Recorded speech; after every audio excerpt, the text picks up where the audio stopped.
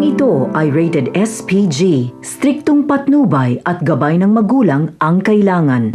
Magiging maaliwalas ang gising ni Tanggol at Bubbles matapos nilang pagsaluhan ng init ng kanilang mga katawan. Kaya naman upang mas ma-enjoy pa ang kanilang pananatili sa resort, ay magagawa nilang mamangka at mamingwit ng mga sariwang isda. Magkakabiroan ang dalawa at tinanong ni Bubbles kung nagagandahan ba umano sa kanya si Tanggol. Wika ni Tanggol na maganda umano si Bubbles, ngunit hindi ibig sabihin nito na nagagandahan siya dito. Pero kung susumahin ay talagang nagagandahan talaga si Tanggol kay Bubbles, lalo na sa suot nitong bestidang puti na mas lalong nagpalitaw ng kagandahan ni Bubbles. Dagdag pa ni Tanggol na sana balang araw kung makakalaya sila ay sana'y magkita sila sa labas. Habang nag-e-enjoy ang dalawa ay nagdurusa naman si Mokang sa mga kamay ni Ramon at naisip niya na lamang na pakiusapan si Ramon na palayain na siya at ipinangako na walang makakaalam ng kahit na sino tungkol sa tunay na pagkatao ni Ramon. Ngunit hindi siya pinagbigyan ni Ramon dahil paniguradong gagawa lang umano ng gulo si Mokang at dagdag pa ito sa kanyang mga problema. Ang saglit na katahimikan ni Bubbles at Tanggol ay may kapalit na mas maingay na kaguluhan dahil sasamantalahin ni Bong na mainit ang ulo ni Chip Espinas.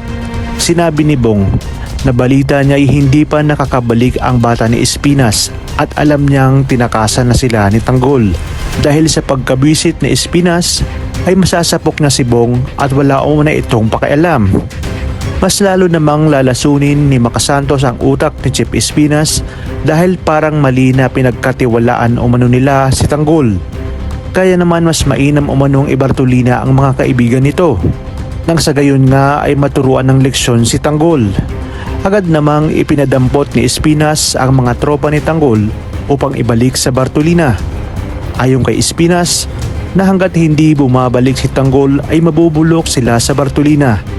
Mas lalong magliliyab sa galit si Espinas dahil mababalitaan niya mula kay General Ribas na mukhang namumukaan siya ni Rigor de Magiba na siya ngang tatay ni Tanggol. At ngayon umano may sketch na itong si Rigor kung sino ang siyang tumulong na siya ring tumawag sa pangalang Tanggol. Kaya naman sinabi ni Espinas na perwisyo talaga ang dala ni Tanggol sa kanya. Kaya humanda umano ito sa kanyang pagbabalik. Sa pag-iikot ng kapulisan ay mapapadpad sila sa isang resort at magtatanong-tanong kung may nakita ba umano silang isang babae at lalaki na kahina-hinala ang kilos. Sasagot naman ang may-ari na wala umano maliban sa kanilang mga bagong customer na siya ngang magkasintahan. At upang makasiguro ay sinabi ng pulis na gusto nilang makita kung sino ang customer na ito. Buti na lamang ay nakita agad ni Bubbles ang mga pulis kung kahit agad niyang inalerto si Tanggol na marahil nasundan na sila.